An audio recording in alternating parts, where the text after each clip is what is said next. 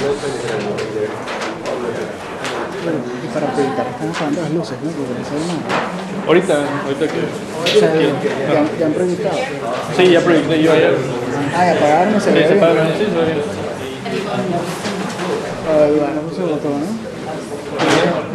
Metros cuadrados de entre...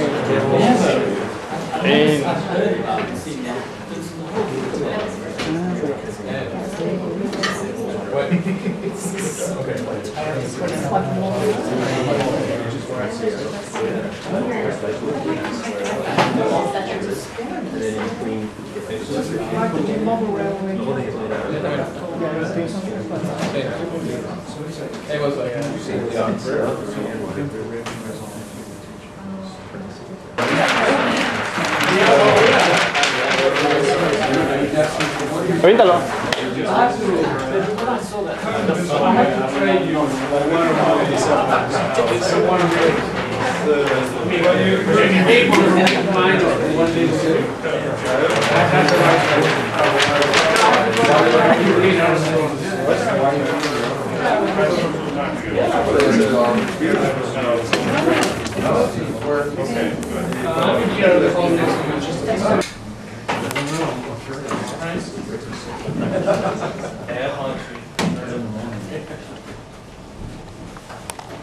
Okay, so I'm going to run a video first. Okay.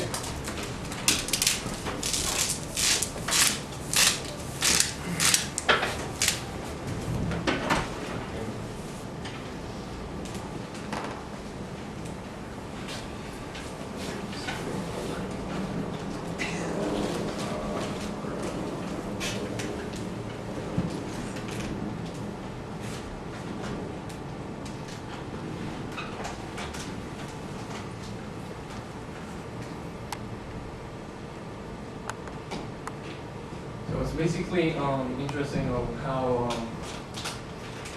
people's desires could affect the way in which space is appropriated. So I basically pinpointed these places that seem to have a lot of potential for me.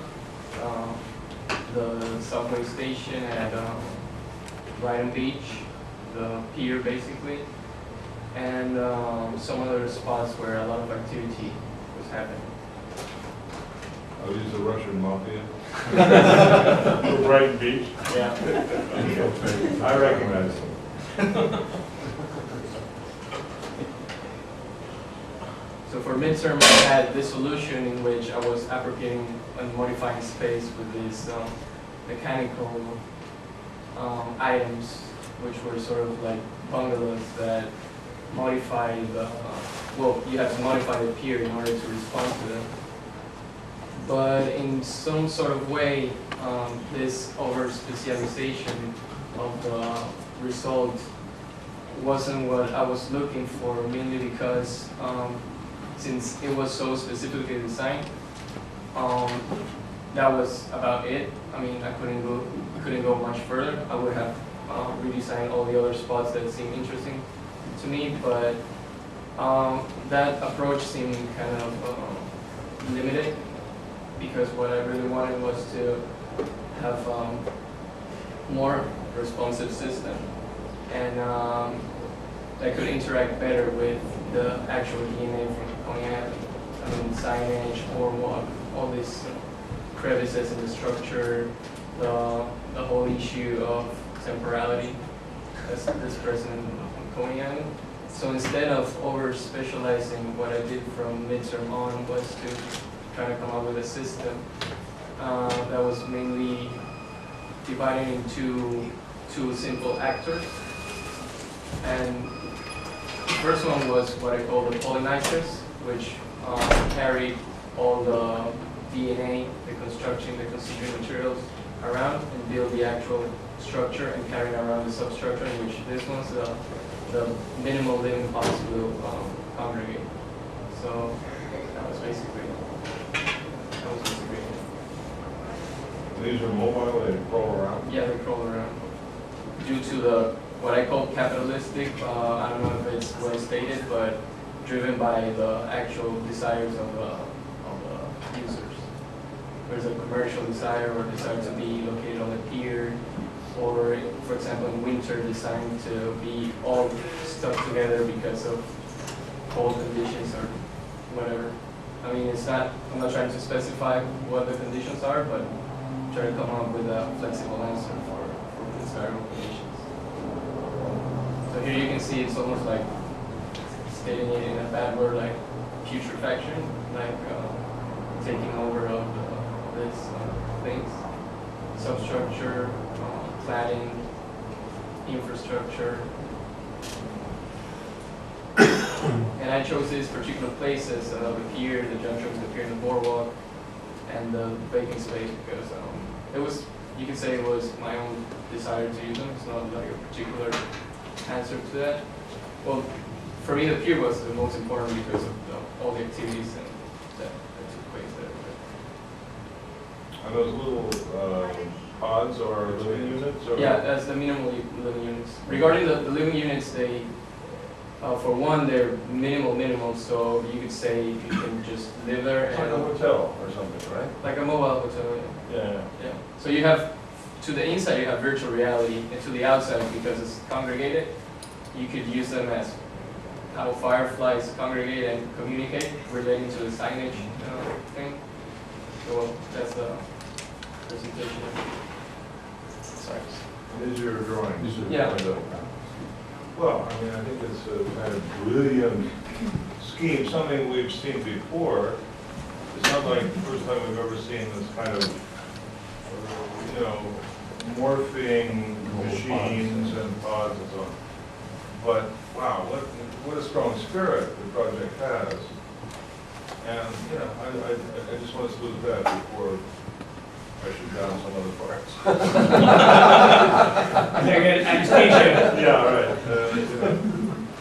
Really, I have to say, you really attacked this idea with passion and with thoroughness too, up to the level you're taking it. So, well, maybe I should go over the boards. This is basically the 4 parts of intervening, which are the kiosk area, the vacant lot next to the pier and the baseball, the junction between these two, and the most relevant to me, which was the pier. This part, I chose to include the midterm part just to do a contrast on it. This is very, you could say rigid, and this is more, it has a shape now, but the argument is that the shape or the configuration is dependent on pressure. So, for example, it's a pier, but in summer, maybe everyone wants to live on the pier, so more pressure is put on it, so it starts branching, or it even starts building up a tower-like structure. So the pier moves kind of? Well, it totally comes apart. Comes apart and goes back together? Yeah, because these little constituent parts are carried by the, what I call pollinizers, little ant-like creatures. So little pods? Well, I have 2 types of pods. The ant-like ones that carry the material and draw the infrastructural lines, and the actual living pods. And I have the basic living pod and also a family living pod in which you can have your wife and your kid. Anyway, so one interesting thing I realized after doing this is when I did the sections, how I thought about the pier as being inhabitable both by people and by pods.